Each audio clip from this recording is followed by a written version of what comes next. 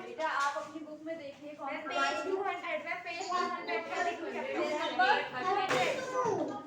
बेटा page number 200 chapter number 32 chapter number 32 ठीक है। हाँ chapter number 32 page number 200 book से निकल गया। बुक में आप लोगों ने निकाला पत्र लेखन ठीक है। तो आप लोगों की बुक में दिया है कि पत्र कितने प्रकार के होते हैं? औपचारिक और अनौपचारिक। चलो आप लोगों के बुक में जो दिया है मैंने पढ़ा दिया था है ना, तो आप लोगों का रिवीजन हो जाएगा। थोड़ा सा हम और पढ़ लेते हैं इसको कि आप लोग यहाँ देखेंगे स्क्रीन पे, स्क्रीन विजिबल है क्लास, ऑनलाइन क्लास? हाँ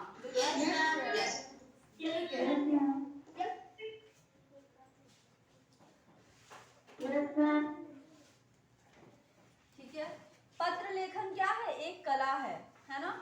हम अपनी भावनाओं को किसी और के सामने व्यक्त करते हैं शब्दों के माध्यम से है ना, और वो हम किसी के द्वारा उन शब्दों को लिखकर, शब्दों को वाक्य से हम एक पत्र बनाते हैं और हम उसे किसी के लिए लिखते हैं, या हम अपने भावनाओं को, अपनी बातों को किसी से कहना चाहते हैं जो कि हमारे सामने नहीं है ना, तो हम उसे एक पेपर पे लिखते हैं और उसे भेजते हैं उस व्यक्ति के पास जिससे आप अपनी बात को कहना चाहते हैं। ठीक है, तो उसे क्या कहते हैं? पत्र कहते हैं। पत्र कितने प्रकार के? दो प्रकार के होते हैं, औपचारिक और अनौपचारिक। ठीक है, औपचारिक जैसे कि जो हम लोग अपने दोस्तों को लिखते हैं। हाँ, जो आप अपने मित्र, दोस्त, संबंधियों को जो पत्र लिखते हैं, जैसे कि आपका आज जन्मदिन है तो आप इनविटेशन, निमंत्रण देना चाहते हैं, बुलाना चाहते हैं अपने दोस्त को या अपने संबंधी को है ना, अंकल आंटी को बुलाना चाहते हैं, मामा मामी को बुलाना चाहते हैं, बुआ को बुलाना चाहते हैं, दोस्तों को बुलाना चाहते हैं, उसके लिए आप एक पत्र लिखते हैं है ना। तो वो वो एक औपचारिक पत्र होता है। ठीक है, और अगर आप कोई अनौपचारिक पत्र वो होता है जो स्कूल में, ऑफिस में है ना, दफ्तर, प्रिंसिपल मैम लिखते हैं। हाँ, व्यवसाय में, इन सब में पत्र लिखा जाता है। व्यवसाय यानी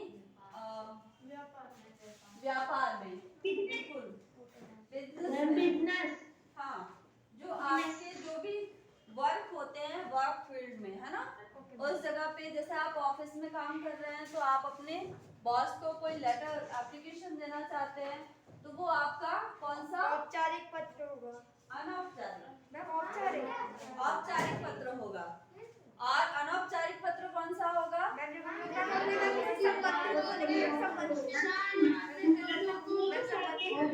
जो आप दोस्तों को पत्र लिखते हैं वो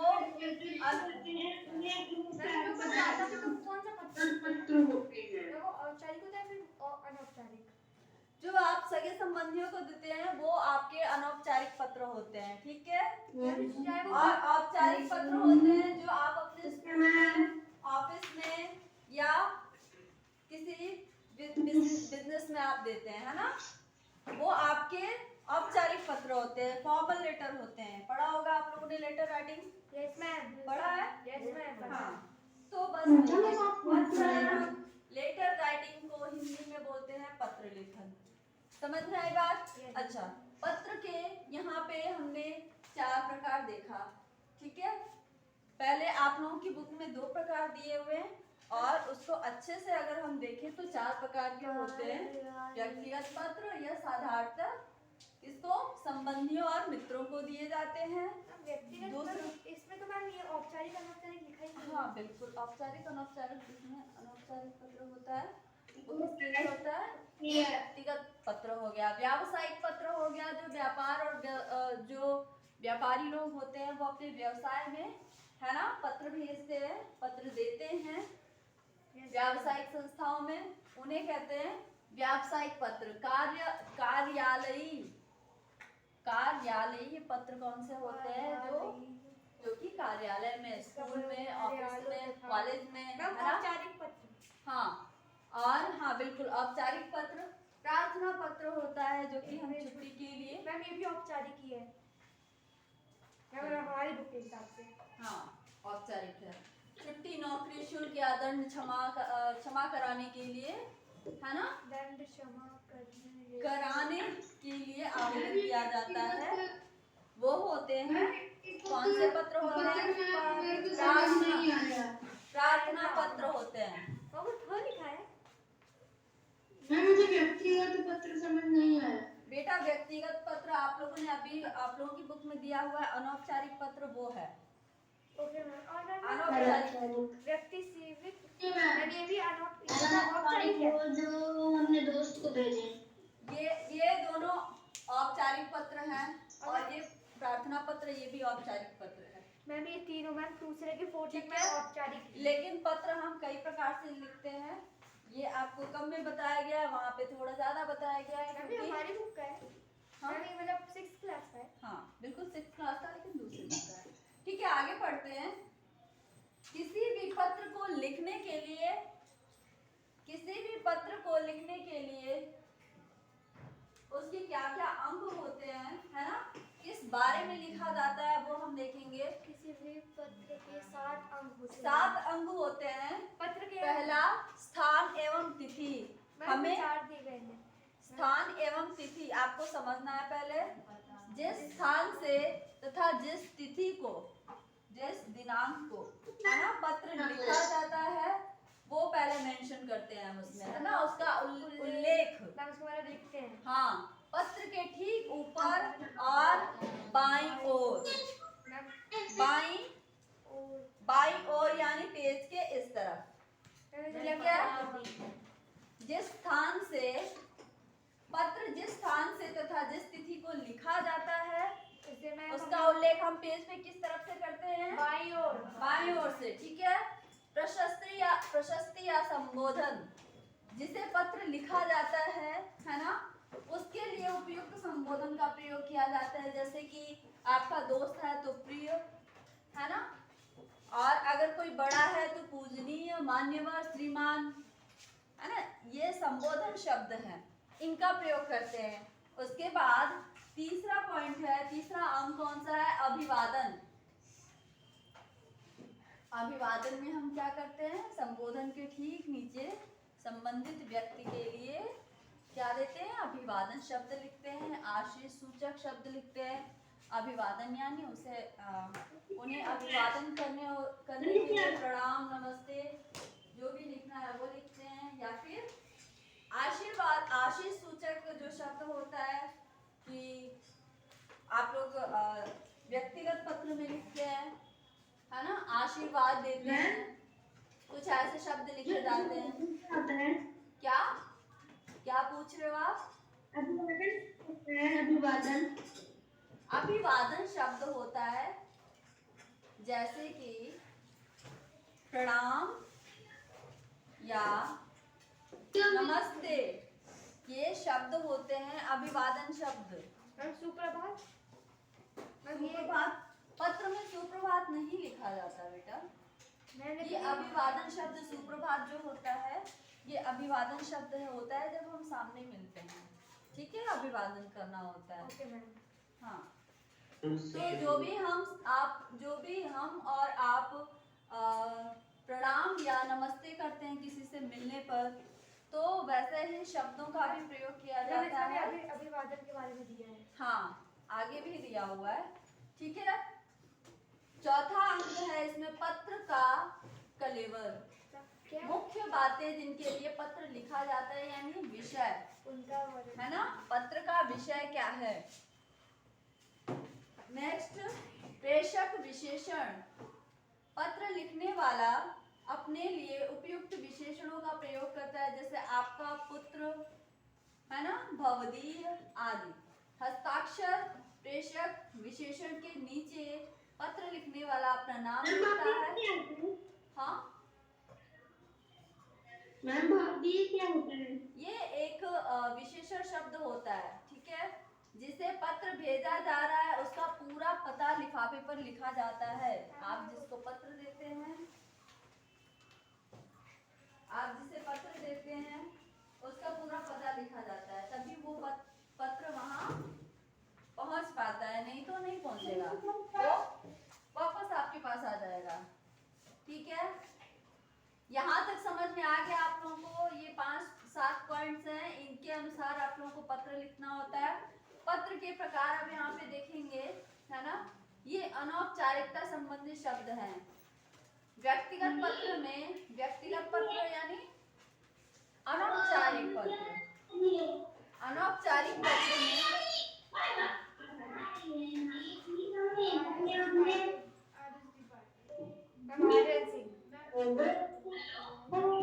मैम आप सबको इधर से बंद कर दी। नहीं, बाकी लोग भी बोल रहे हैं। कोई डाउट हो तो फिर वो बोलो। मित्र को हम अभिवादन के लिए क्या प्रयोग करते हैं? अभिवादन शब्द कौन सा है? मित्र, प्रिय मित्र, मित्र व स्नेह, सस्नेह, स्नेह के साथ वंदन, नमस्कार। प्रिय अनुज, छोटे भाई को क्या बोलते हैं? प्रिय अनुज, प्रिय मनीष, है ना, स्नेह एवं शुभाशीष, शुभशीष ने शुभाशीष। मैंने दिख ही नहीं रहा अच्छे से। बड़े भाई को आदरणीय अग्रज, प्रणाम, है ना।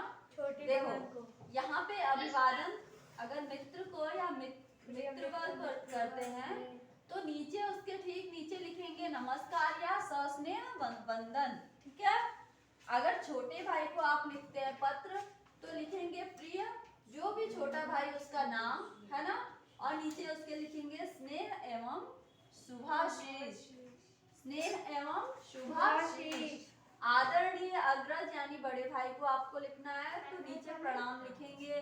छोटी बहन को लिखते हैं तो प्रिय अनुजा, जो भी बहन है नाम जिसका। शुभाशीष मतलब शुभाशीष का मतलब होता है शुभ आशीष तुम्हें, मतलब मैं तुम्हें शुभ आशीष देता हूँ, ये आपके तरफ से होगा अपने छोटे भाई को। आशीष का क्या मतलब है? आशीष का अर्थ होता है बेटा आशीर्वाद, आशीर्वाद देना। मैम अग्रज, अग्रज यानी बड़ा भाई, अग्रज यानी बड़ा भाई। अनुज का अर्थ होता है छोटा भाई, ये मैंने पढ़ाया है आप लोगों को विलोम शब्द में। अग्रज, अनुज, अनुजा छोटी बहन, अग्रजा बड़ी बहन, ठीक है।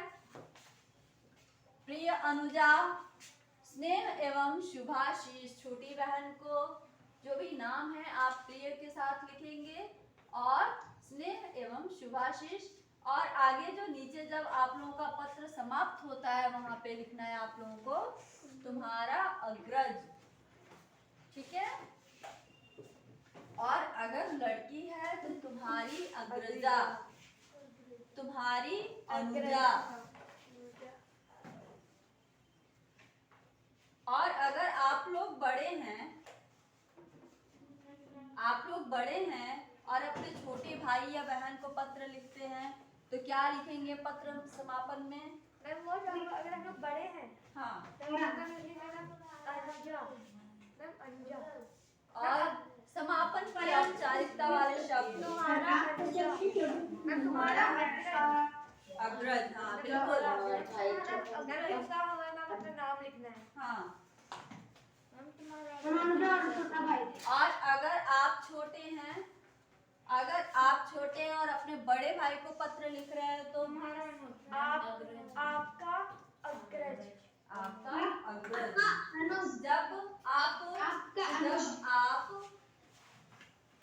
जब आप छोटे हैं, है ना, और अपने बड़े भाई को पत्र लिख रहे हैं तो अभिवादन में क्या लिखेंगे? तुम्हारा,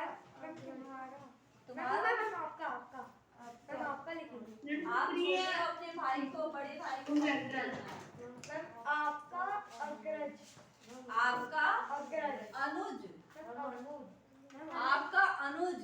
मैं छोटे भाई को, तुम छोटे हो ना, यस मैम, तुम तो छोटे हो, अपने बड़े भाई को अगर पत्र लिखते हो तो आप ये लिखोगे कि आपका अनुज, मैं छोटा हूँ, आपका छोटा भाई, मैं छोटा भाई, आपका छोटा भाई, है ना। और अगर आपको अभिवादन में लिखना होगा अपने बड़े भाई को तो क्या लिखोगे, आदरणीय अग्रज, अग्रज यानी जो भी भैया है आपके, प्रणाम भी लिखना है। हाँ, फिर नीचे प्रणाम लिखना है। समझ में आई बात? यस मैम, ये भी आएगा हमारे पेपर में, तो इसको भी फिल करना होगा। नहीं, ये सब नहीं आएगा, ये पेपर राइटिंग के तरीके हैं, ऐसे लिखा जाता है। अगर आपको लिखने के लिए कहा जाए तो कैसे लिखेंगे, ये स्नेहा कांशी का क्या मतलब होता है? स्नेहा कांशी, स्नेहाकांक्षी का अर्थ होता है कि स्नेह की इच्छा रखने वाली, है ना।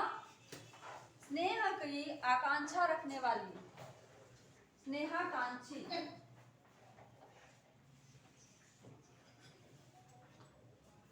बड़े भाई, स्नेहा कांशी मैम स्त्रीलिंग है। स्नेहाकांक्षी स्त्रीलिंग है, मैम इसका पुल्लिंग, पुल्लिंग शब्द है बेटा, ये पुल्लिंग शब्द है। मैम इसका स्त्रीलिंग, आकांक्षा, दोनों होता है। आकांक्षा, आकांक्षा,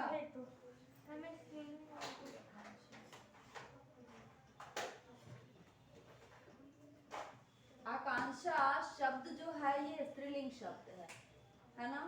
तो स्नेहाकांक्षा हो या स्नेहाकांक्षी हो, ये दोनों स्त्रीलिंग शब्द होंगे, पुल्लिंग नहीं होंगे। समझ में आया? ठीक है। Yes ma'am. हाँ हाँ,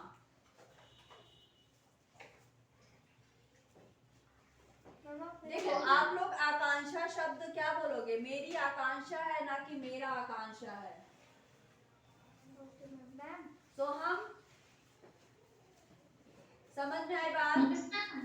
आकांक्षा शब्द को आप कैसे प्रयोग करोगे, मेरी आकांक्षा है कि मैं बड़ा होके क्या बनूं, जो भी बनना चाहते हैं, ना कि आप ये कहेंगे मेरा आकांक्षा है कि मैं बड़ा होके डॉक्टर बनना चाहता हूँ। तो मेरा और मेरी शब्द से ही पता चल रहा है कि आकांक्षा शब्द क्या है, क्या है बताओ, मैंने क्या बताया अभी?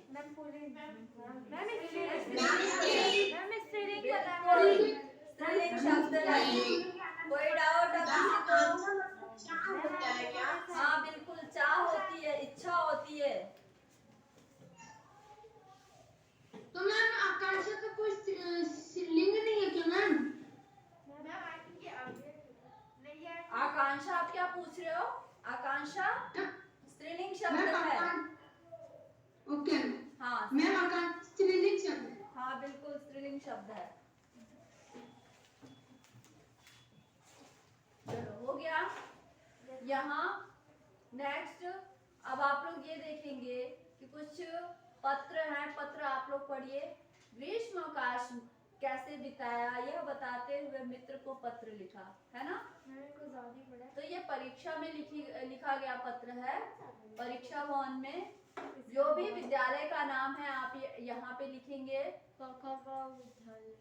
जैसे यहाँ पे आर्मी पब्लिक स्कूल है ना, तो स्कूल की जगह विद्यालय या फिर आर्मी पब्लिक स्कूल लिख सकते हैं। नई दिल्ली ओल्ड कैंट आप लोग लिखेंगे, डेट लिखेंगे। नई दिल्ली की जगह आप लोग ओल्ड कैंट प्रयागराज लिखेंगे। ओल्ड कैंट को प्रिय समर्थ सस्नेह नमस्ते, है ना।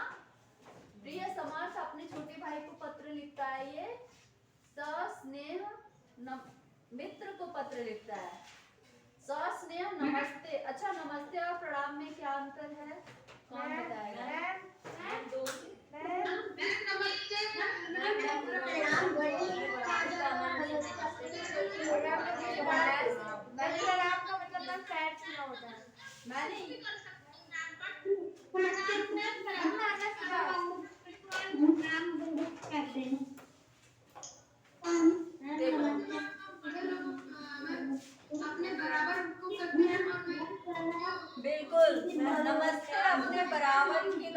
करते हैं और प्रणाम अपने बड़े बड़े को करते हैं। हाँ, प्रणाम का अर्थ होता है पैर छूना, है ना? पैर छूकर प्रणाम करते हैं। तो बड़ों के लिए प्रणाम शब्द का प्रयोग करते हैं और अपने से बराबर, अपने से उम्र में बराबर लोगों के लिए हम नमस्ते करते हैं। ठीक है? अगर छोटे को कुछ करना हो तो मैम क्या करना है? अगर मैम लोग छोटे को कुछ कहते हैं मैम, जैसे नमस्ते प्रणाम, मैम लोग उनमें से उनको आशीष देते हैं, शुभ आशीष। अभी तो पढ़ा आपने, शुभ आशीष बोलते हैं। हमसे जो छोटे होते हैं उनको शुभ आशीष कहा जाता है ना? अगर आपसे छोटा बच्चा आपको प्रणाम करता है, पैर छूता है, तो हम उसको बोलते हैं शुभ आशीष। उसके सिर पे हाथ रख के बोलते हैं ऐसे शुभ आशीष, है ना? या फिर आप लोग इंग्लिश में बोलते हैं गॉड ब्लेस यू, वैसे हिंदी में बोलते हैं भगवान आपकी रक्षा करे, या शुभकामनाएं देते हैं आप कि आपकी इच्छा पूरी हो, वेल विशेस, है ना? तो इसके लिए शुभ आशीष दिया जाता है। ठीक है? लंबी उम्र हो मैम, ऐसे भी बोलते हैं। लंबी उम्र हो, दीर्घायु हो, या फिर खुश रहो, ये भी बोलते हैं, है ना? तो अगर आपसे छोटा भाई या छोटी बहन आप लोगों के पैर छूते हैं, प्रणाम करते हैं, तो आप लोगों को क्या क्या बोलना होता है? शुभाशीष और खुश रहो, लंबी उम्र हो, दीर्घायु हो और लंबी उम्र, और बड़े होके डॉक्टर बन जाओ। मैम शुभकामना पूरी हो